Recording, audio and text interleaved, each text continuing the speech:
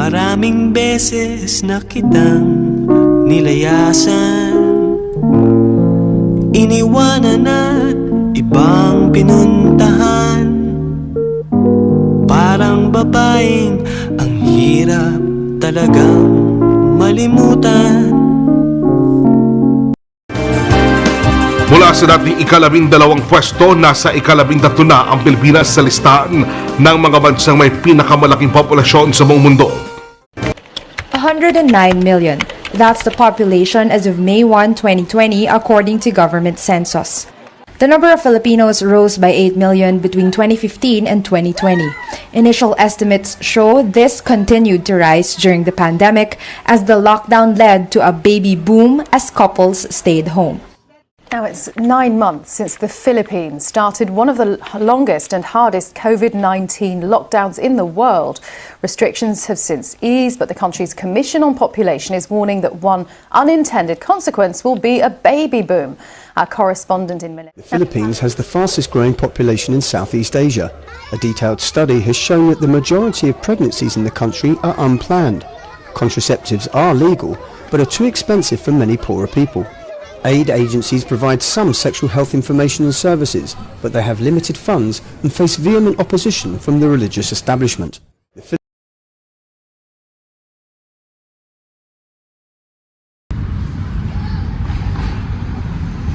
Every minute, more Filipino was born. Our nation is growing. In 1960, the Philippines had fewer than 30 million people, but currently, we have grown to over 115 million population across the country, according to the Philippine Statistics Authority. That rapid increase in our population is called population explosion. For decades, the Philippines has been plagued with the problems of overpopulation. The more people we had, the more resources we had to allocate, and we had scarce resources. For a decade, the Philippines, a nation of 130 million, has struggled to manage population growth and its associated consequences. In 1969, the Commission on Population and Development, or POPCOM, was established to look into these very issues. The main concern then was the rapid population growth. If you have more children, you have lesser chance to invest on their well-being and development needs. And rapidly increasing population would again impact on the capacity of the government to provide for their needs. Resources are not infinite, so they feel that you cannot attain. No, it will be a challenge to attain a certain level of economic development if you're not addressing the population growth. Population explosion happens when birth remains high. By death rates decline due to medicine and healthcare. While more lives, more dreams. It also means more mouth to feed, and also more precious and limited resources.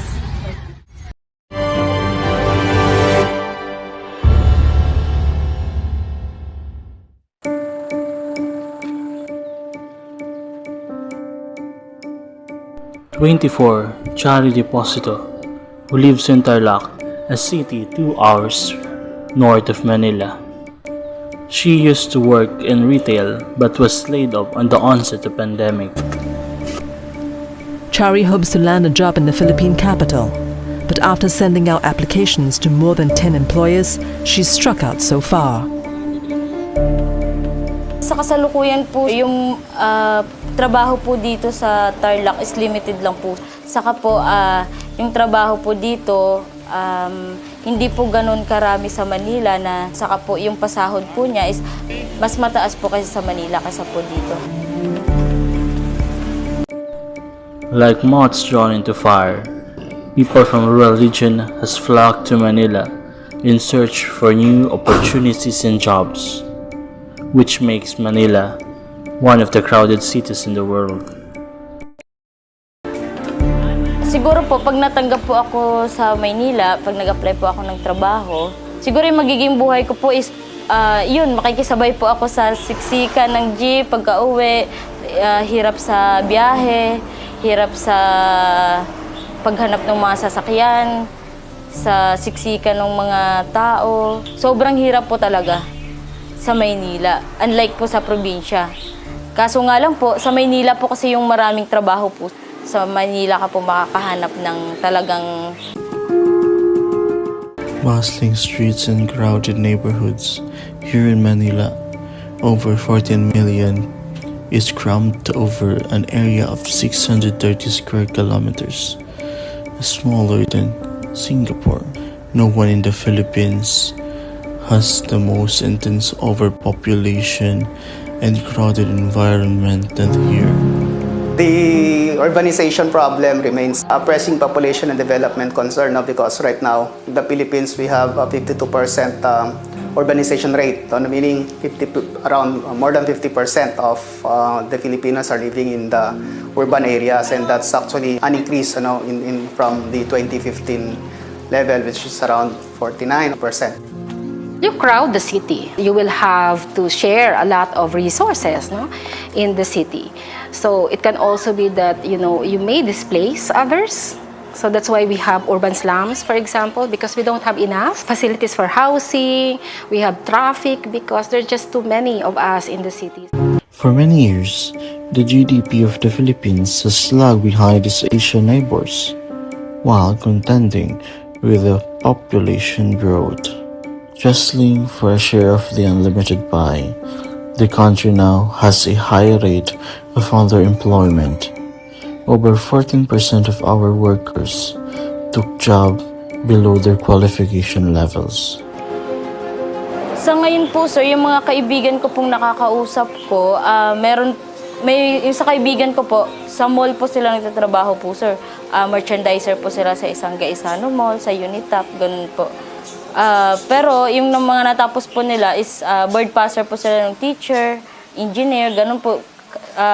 Dahil sa mahirap mag-apply at mahirap maghanap ng trabaho, kaya po napupunta po sila sa ganung posisyon po. Manila is a city vulnerable against climate change. Greenpeace estimates that with floods and high rising sea level, could potentially displace millions of families, causing billions of losses. We have the metropolis, the greater Metro Manila. It's too overcrowded. It will really be very difficult to manage because the planning is not as good as if the populations are much less. And when the floods come in, all of those people will be exposed. And also, with respect to climate change adaptation, planning of communities, what we will do to become resilient against the adverse impacts of climate change, it will be more difficult to do. Ironically, overpopulation could just exacerbates the problem. And as we know, because of growing populations and highly urbanized areas, there's a lot more energy demand. And if there's a lot of energy demand, our traditional way of producing energy really is from burning fossil fuels.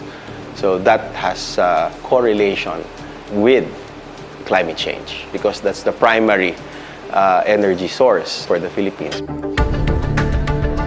While a slower population growth gives the cities and municipalities more room to maneuver, the numbers alone do not tell the full picture. How does inequality affect the fertility rate among Filipinos? Anong trabaho ng asawa mo? Ayun po sa construction. Nante. Ilan yung anak mo to? Apat. Mag-study sila lahat? Yung gusto mo dito kasi sa Pilipinas. Okay. So, paano po yung minamanage ang mga expenses ng araw-araw po?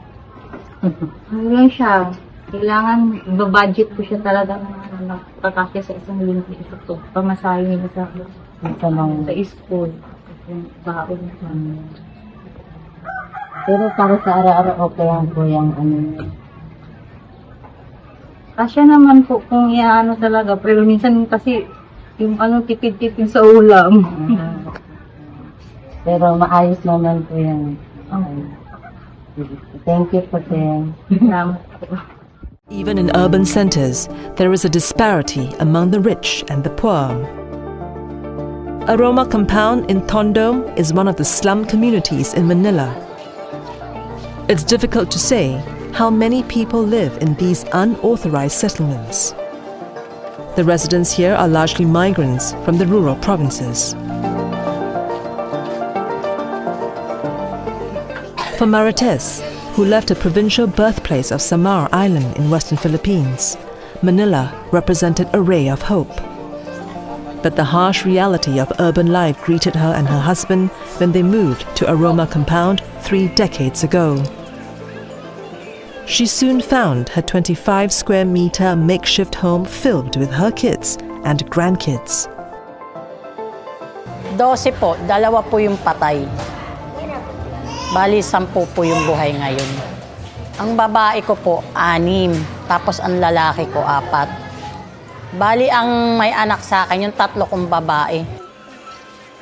Medyo masib kasi, mga lumalaki na sila eh.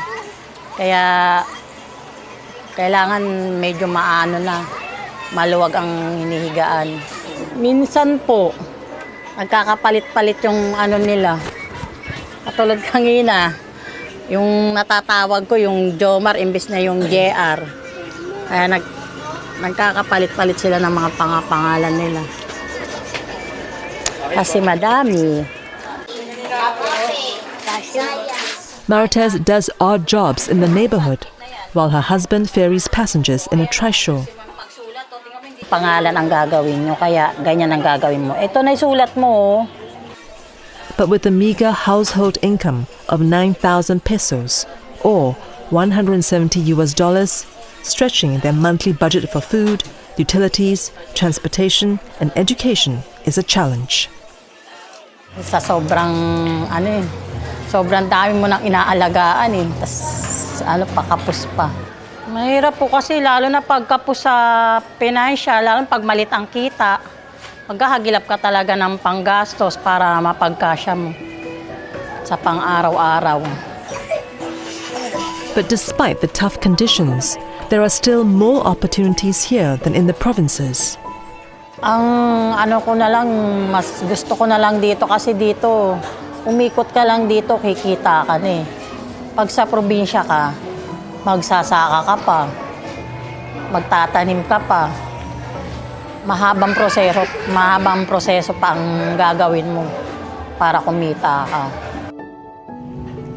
Urban areas are getting richer and rural areas are getting poorer. So the socioeconomic conditions in the rural areas are getting worse. So of course, it affects the well-being of families in those localities. While, of course, in the urban areas, they continue to experience the perennial urban problems. So we cannot address urbanization problems if we don't put that in the context also of rural development. So the strategy now is to ensure that women who have still high fertility able to access family planning services, and they are those who belong to poor families and those who have poor socioeconomic conditions. So population program should become part, of course, of socioeconomic strategies that are implemented not only at the national level but more importantly at the regional level.